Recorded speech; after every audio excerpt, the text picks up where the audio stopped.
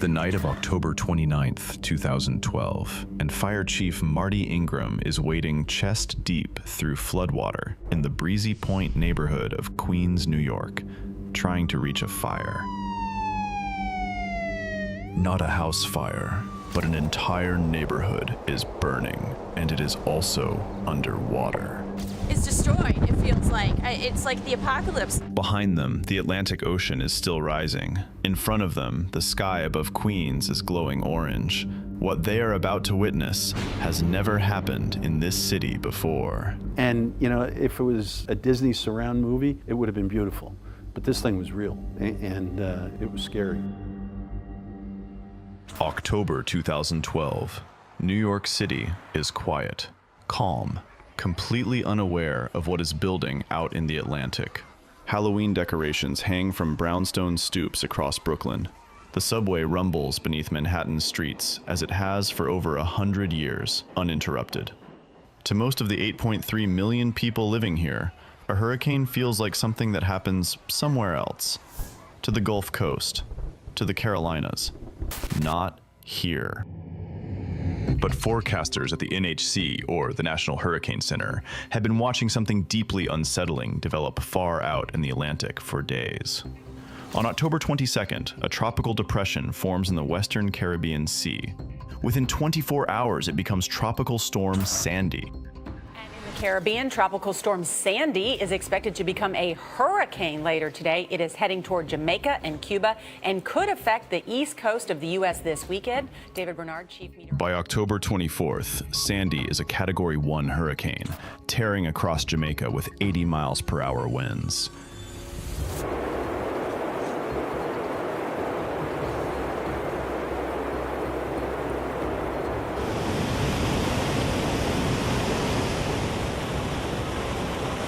It then moves north and crosses Cuba.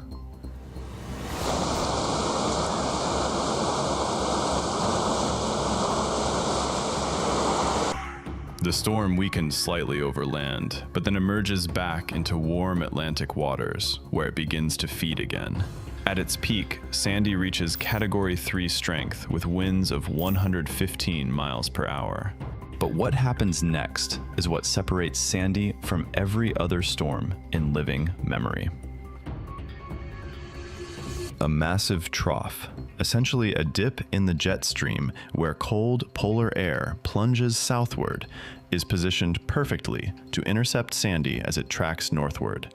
Under normal circumstances, the jet stream would steer a hurricane out to sea, but this trough is acting like a trap, bending Sandy's path directly toward the northeast coast of the United States.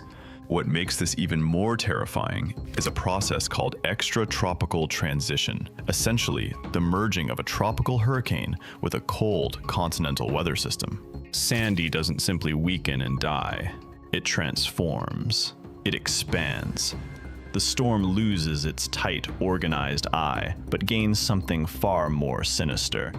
A wind field stretching over 500 miles in every direction. Meteorologists begin calling it something they've never called a storm before: a superstorm. The predicted storm surge, the wall of ocean water pushed inland by the storm's winds, is described in terms New Yorkers had never heard used about their city. Words like catastrophic, historic, unsurvivable. For a city built at sea level, crisscrossed by tunnels and surrounded on 3 sides by water, what is coming is almost incomprehensible. Mayor Bloomberg issues mandatory evacuation orders for over 375,000 residents. The mandatory evacuation of homes and businesses. I can't stress enough that this is for your own safety, and that if you refuse to evacuate, you're not only putting yourself at risk, but also the first responders who will have to assist you in an emergency. The Transit Authority shuts down the entire subway system for the first time in its 108-year history. No New York City subways, buses, or trains are running this morning. Bridges and tunnels could be shut down next as the storm gets closer to shore. These decisions would save countless lives, but not everyone listened. October 29th, 2012. The morning arrives gray and eerily calm. For many New Yorkers who chose to ride out the storm, Sandy still feels like something abstract, something on a screen. People in coastal Staten Island neighborhoods like Midland Beach and Oakwood Beach peek out of their doors. A little flooding in the streets, sure, but they'd seen that before. What they couldn't see from their windows was what the ocean was doing.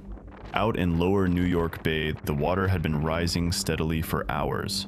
Sandy's massive wind field was already pushing the Atlantic northward, funneling it directly into the geographic bottleneck of New York Harbor. The harbor compresses the surge as it moves from open water into the narrowing straits of the inner harbor. Every foot of water pushed in from the ocean had nowhere to go but up. At 4 p.m., the tide gauge at the southern tip of Manhattan begins to climb at an alarming rate.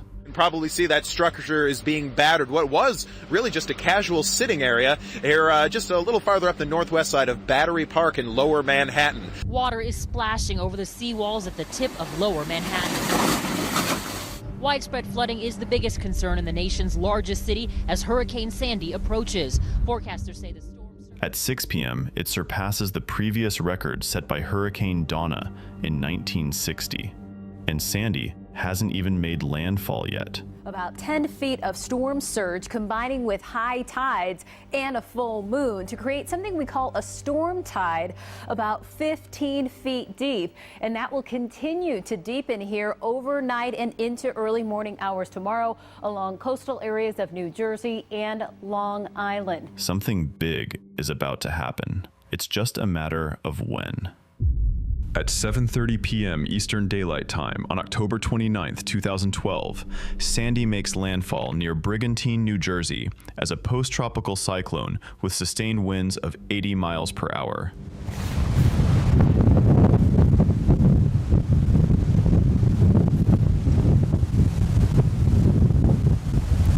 Whoa! How did you do it? Landfall barely matters at this point. Sandy's destruction had been underway for hours. What matters is the surge, and the surge is now arriving in New York. At 9:24 p.m., the tide gauge at the southern tip of Manhattan peaks at 14.08 feet above normal water levels, shattering every record in the station's 92-year history. The ocean has climbed nearly 4 feet higher than any record in the station's history. And in the low-lying communities of Staten Island, Queens, and Brooklyn, the water isn't just climbing walls, it is swallowing entire neighborhoods whole. Staten Island is the forgotten borough of New York City. Exposed on the edge of the harbor, separated from the rest of the city by the very water it faces.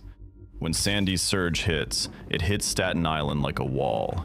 More than 20 of the city's storm deaths will occur here alone.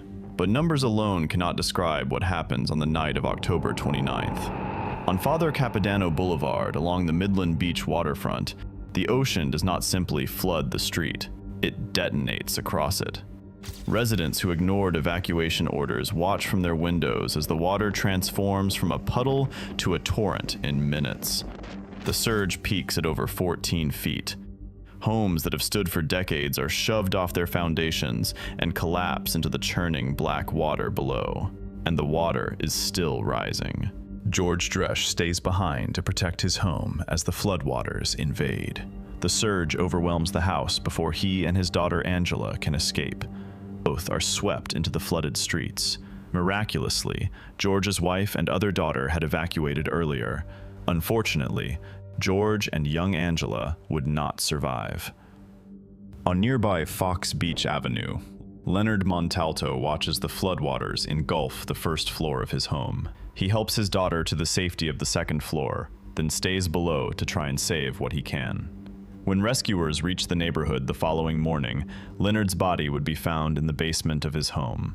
He is one of many who stayed to protect their homes, only to be overtaken by a surge no one expected. Simultaneously, 10 miles to the east, in the Breezy Point neighborhood of Queens, a different catastrophe is unfolding, one that would produce the most surreal images of the entire storm. Breezy Point is a tight-knit community sitting on a narrow barrier peninsula at the southwestern tip of Queens, surrounded on 3 sides by water. When Sandy's surge arrives, the streets flood nearly as fast as those in Staten Island. But the surge is not the only threat here. In the chaos of the flooding, an electrical fire breaks out near the oceanfront. Under normal circumstances, the FDNY would extinguish it within minutes, but the floodwater has rendered the streets impassable for fire trucks. Firefighters arrive on foot and by boat, wading through chest-deep water in impossible wind conditions. As they fight the blaze, the fire spreads, then spreads again. The wooden bungalow homes of Breezy Point, packed tightly along narrow lanes, become a tinderbox. Sandy's relentless wind fans the flames from house to house. From a distance, the image is incomprehensible. A neighborhood is on fire, and it is also underwater. By the time the fire is contained, more than 100 homes have been reduced to ash, leaving a field of scorched concrete slabs stretching for blocks. The neighborhood looks less like a place where people once lived, and more like the aftermath of a wartime bombing. Meanwhile, the surge is doing something engineers had long considered catastrophically unlikely.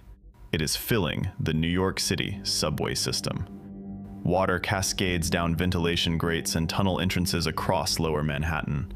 The tunnels connecting Brooklyn and Manhattan beneath the East River, built over decades and used by millions for over a century, begin filling like bathtubs. The Montague Street Tunnel, the Hugh Carey Tunnel, the Cranberry Street Tunnel, all submerged. The damage to a century of electrical infrastructure would take months and cost over $1 billion to repair. At the same moment, explosions rock the Con Edison substation on 14th Street as surge water contacts high-voltage equipment. A blue-white flash tears open the Manhattan skyline, visible from New Jersey and Brooklyn. Everything south of 34th Street goes dark. 8 million people across 17 states ultimately lose power, the largest outage in the history of the northeastern United States. At NYU Langone Medical Center, the surge disables the hospital's backup generators. Inside, 215 critically ill patients, including premature infants in the neonatal intensive care unit, must be evacuated mid-storm. Nurses and doctors carry infants down darkened stairwells, handbagging each baby to keep them breathing. Miraculously, every single patient is evacuated safely. Not one life is lost. By dawn on October 30th, Sandy has long passed, but the impacts are not. Dozens of lives lost in New York City alone. Across the United States, 117 people are killed directly by the storm. The total damage inflicted on the United States reaches over $65 billion, making Sandy the second costliest natural disaster in American history at the time, surpassed only by Hurricane Katrina. The subway remains shut for days, reopening only partially, with some lines out of service for months. In Staten Island, the hardest-hit neighborhoods receive far less aid and attention than communities in Manhattan and Brooklyn.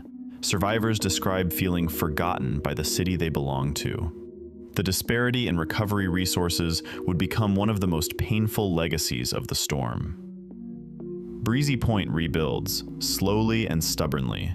New homes rise where the old ones burned, but the footprints of over 100 foundations remain visible for years, a permanent reminder of the night the neighborhood burned while it drowned. In the years that follow, New York City fundamentally rethinks its relationship with the ocean. Flood maps are redrawn. Billions are committed to coastal infrastructure. Entire neighborhoods like Oakwood Beach are bought out by the state and returned to open land, because nature made clear it would take them back regardless. But some things cannot be engineered away. On the streets of Midland Beach, a small memorial stands near the spot where Glinda Moore's car was overtaken by the flood. 2 small trees were planted there, one for each of her boys. The storm that swallowed New York City for a single night left a hole in this city that no seawall will ever fill. Every storm eventually ends, but the way we hold each other, that remains. Take care of one another. If you made it this far, you clearly care about stories like this. Subscribe and leave a like. It helps push this video to more people and allows the channel to keep making documentaries like this. Stay alert and have a great day.